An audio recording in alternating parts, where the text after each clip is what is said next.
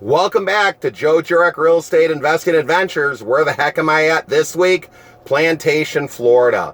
And I'm getting ready to go look at a few houses with some of my real estate investor friends. And we're going to look at Bank Owned REOs today. What is an REO? It stands for real estate owned. It's a bank foreclosure. Now, when the mortgage meltdown happened, there were a lot of bank-owned foreclosures, and there are a lot of great prices out there. Some people might even say the banks were giving away the properties. Today, it's a little bit different.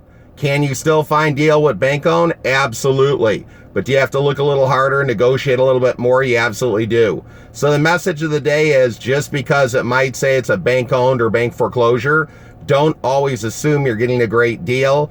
Great deals are created how? By the offer you make.